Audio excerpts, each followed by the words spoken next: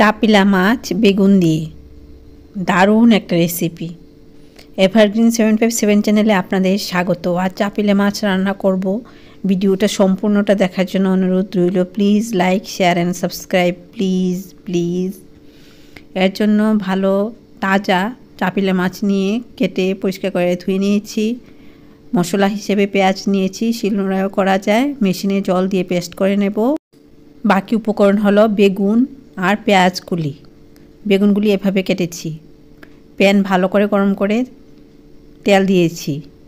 তেলটা একটু বেশি গরম হয়ে গেছে, একটু তুলে রেখে আবার ফ্লেমে বসাবো, তাহলে ধোঁয়াটা কম উঠবে, না হলে ধোঁয়ার সঙ্গে তেলটা উড়ে যাবে। এর জন্য হালকা গরম করে এভাবে করলে তো হয় না, একটু বেশি গরম হয়ে গেলে এভাবে তুলে রেখে তারপর এভাবে লো ফ্লেমে প্যানটা বসাবো। এই প্যানে চাপিলা মাছগুলি দিয়ে দিচ্ছি। প্যান সুন্দর গরম হয়েছে, তেলও গরম হয়েছে। এখন চাপিলা মাছগুলি সুন্দর করে ভাজা করে নেব। একটা মাছও ভাঙবে না, এত সুন্দর হবে ভাজাটা। প্যান ভালো করে গরম করলে মাছ কোনোদিনও ভাঙবে না।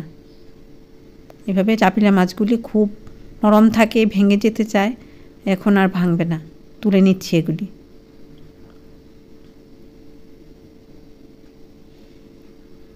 খুব টেস্ট, ইলিশ মাছের সেন্ট এগুলিতে আছে।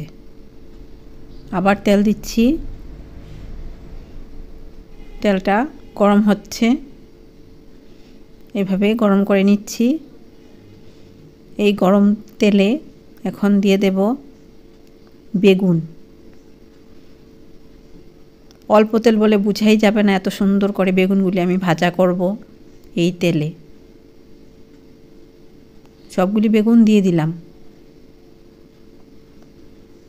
নুন দিয়ে দিচ্ছি এই পরিমাণে, প্রয়োজনে আবার দেব। হলুদ দিয়ে দেব পরিমাণ বুঝে। এভাবে নুন হলুদটা বেগুনের সাথে মিশিয়ে হালকা ভাজা করে নেব বেগুনগুলি।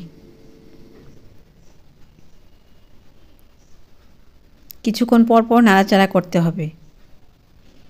এভাবে ঢাকনা চাপা দিয়ে দিলাম। এই যে কিছুক্ষণ পর পর নাড়াচাড়া করছি। বেগুনগুলি সব দিকে সুন্দরভাবে ভাজা হবে, গলে যাবে না। ওইভাবে রান্না করতে হবে যে ঝোল দেওয়ার পর যাতে বেগুনগুলি গলে না যায়, এইভাবে আমি রান্না করব। ঢাকনা দিয়ে দিলাম। বেগুনগুলি ভাজা হয়েছে মিডিয়াম। এখন পেঁয়াজ কলিগুলি দিয়ে দিয়েছি এখানে। পেঁয়াজ কলিগুলি বেগুনের সাথে আরও একটু নরম হবে, তাহলে টেস্ট হবে রান্নাটা। এভাবে নাড়াচাড়া করে নিচ্ছি, সুন্দরভাবে রান্না হবে। বেগুনগুলি ভাজা হয়ে গেছে। এখন ফুটন্ত জল বেগুন আর পেঁয়াজ কলির মধ্যে দিয়ে দিচ্ছি। যতটুকু লাগবে বেগুনগুলি সেদ্ধ হবে, মাছ সেদ্ধ হবে, পেঁয়াজ কলিগুলি সেদ্ধ হবে, তারপর আর ঝোল থাকবে না। ওইভাবে ঝোলটা দিয়েছি, জলটা ঝোলের জন্য দিয়েছি। চেরা কাঁচা লঙ্কা দিয়েছি, ঝোলের জন্য জল দিয়েছি, এর জন্য এই পরিমাণে নুন দিয়ে দিচ্ছি। হলুদ এই পরিমাণে।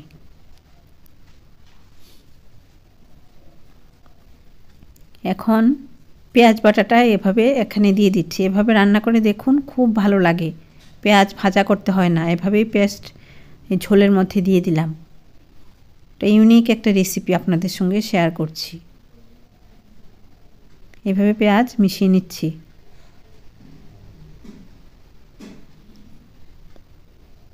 এভাবে মিশিয়ে নিলাম, দেখেই তো বোঝা যাচ্ছে খুব ভালো হবে রান্নাটা। চাপিলা মাছ এভাবে রান্না করে খাবেন, এটা আমার ইচ্ছে। এভাবে দিয়ে দিলাম। এই যে সবগুলি সুন্দরভাবে ঝোলের মধ্যে দিয়ে দিচ্ছি, তাহলে নরম হবে। চাপিলা মাছগুলি যে হালকা ভাজা করেছিলাম, এগুলি এখন এই ঝোলের মধ্যে দিয়ে দিচ্ছি। মাছগুলি এখানে সেদ্ধ হবে আর চাপিলা মাছের সেন্ট বেরোবে। খুব সিম্পল একটা রান্না, অল্প মশলায় বয়স্ক বাচ্চা সবাই খেতে পারবে। একটু যত্ন সহকারে রান্নাটা করতে হবে, তাহলেই ভালো হবে।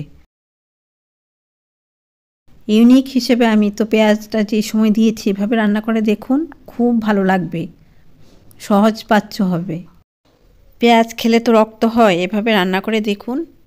এভাবে সবগুলি মাছ আমি ঝোলের মধ্যে দিয়ে দিচ্ছি। মাছগুলি সুন্দরভাবে সেদ্ধ হবে। এত সুন্দর একটা রেসিপি আপনাদের সঙ্গে শেয়ার করছি। প্লিজ এভারগ্রিন 757 চ্যানেল সাবস্ক্রাইব করুন। নতুন বন্ধুদের স্বাগত জানাই। সাবস্ক্রাইব করে নাও, ভালো ভালো রেসিপি পাবে। লাইক করো, বন্ধুদের মধ্যে শেয়ার করো। এত সুন্দর একটা চাপিলা মাছ রেসিপি তৈরি করলাম। এভাবে আবার উল্টিয়ে দিচ্ছি এগুলি। দুদিক সুন্দরভাবে সেদ্ধ হবে, এভাবে উল্টিয়ে দিয়েছি। সবগুলি মাছ এভাবে উল্টিয়ে দিতে হবে আলতো করে, ভেঙে যাতে না যায় ওই দিকে লক্ষ্য রাখতে হবে। আর চাপিলা মাছ কিন্তু ফুলকাগুলি ভালো করে ধুয়ে নিতে হয়, না হলে বালি বালি লাগবে। চাপিলা মাছের ফুলকাগুলি ভালো করে ধুয়ে নেবে। ঝোলটা এইভাবে ফুটে উঠছে, ঝোলটা আর থাকবে না, ওইভাবেই রান্না করতে হবে। বেগুনগুলি থাকবে, বেগুন দিয়ে ভাত মেখে খেতে ভালো লাগবে। চেরা কাঁচা লঙ্কা দিয়ে দিলাম, এই সময় দিলে ভালো লাগবে। লঙ্কাগুলি একটু শক্ত শক্ত থাকবে, ভাত দিয়ে মেখে খেতে ভালো লাগবে। এই যে ফুটছে এই ফ্লেমে। বেগুন কিন্তু গলে যাবে না, সুন্দরভাবে বেগুনগুলি থাকবে, মাছও সেদ্ধ হয়ে যাবে সুন্দরভাবে। এভাবে তৈরি হয়ে গেল বেগুন দিয়ে চাপিলা মাছ। আপনারা ভালো থাকুন, সুস্থ থাকুন, ধন্যবাদ।